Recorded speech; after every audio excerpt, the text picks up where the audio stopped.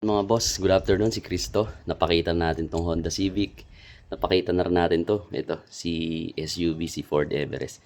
Pakita ko naman po sa inyo yung mga kotse natin. Tara dito mga bossing. Sama ko kayo rito sa fresh na unit na to. Followers natin ang nagbenta sa atin nito. Taga Papua New Guinea ata si sir. Somewhere in Australia ata yun. So yun. Yun, big shoutout kay sir sa nagbenta sa atin ng Mazda nito. Na Mazda na to, 2011 model Mazda 3. So yun mga boss, ito'y white plate. At bumili si sir ng brand new mags and tires. Set yan, 37,000. May mga resibo yan. At alagang-alaga nila to mga boss. Medyo marumi nga lang. Ayan, pakita natin. Dito sa loob mga boss, all stock pa rin. All intact pa rin mga boss. Ito lang pinalitan nila dito. Itong shift knob. And then yung mga upuan, ayan, mga bossing, ang ganda pa ng condition. Mazda 3, 2011 model.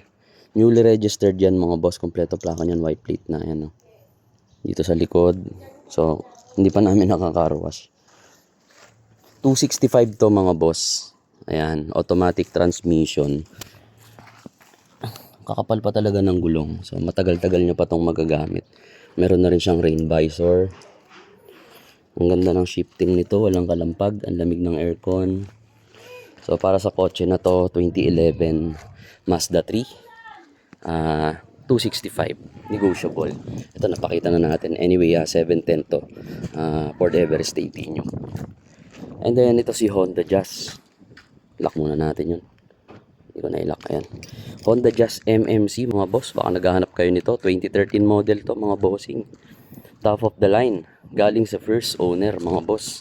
Legit. Ayan. Sige, pakita natin yung loob. Meron na rin siyang rain visor pag umulan. Ito mga boss, nag-vacuum kasi kami. So armrest to. Ibabalik lang naman. Nakaganto lang naman yun. Yan, nakaganto lang naman yan dyan. So, ako nang bahala dyan. Pinadetailing ko kasi to. Pina-vacuum ko. Pinatanggal ko yung mga, yan, yung mga mattings niya. Anyway, yan mga bossing, 52,000 mileage to. Naka Android head unit na. Naka leather na siya. Ayan. 410 to mga bossing. Mag-offer lang kayo. Automatic transmission. Paddle shifter to mga boss. So ang odo po nito ay ayan, 86 lang mga boss. Only scan nyo yan. Ayan, in-start natin, 1 click. Ayan, cold start. Yung blue na yan, indication ng cold start. So 82,000 mileage lang po. Ganda ng Android. All working. And then nakamags na po ito ng Rota Slipstream mags. Mga gulong yan makakapal naman mga boss. So ito para sa unit na to, 410k lang, negotiable pa. Ang mamahal ng Jazz.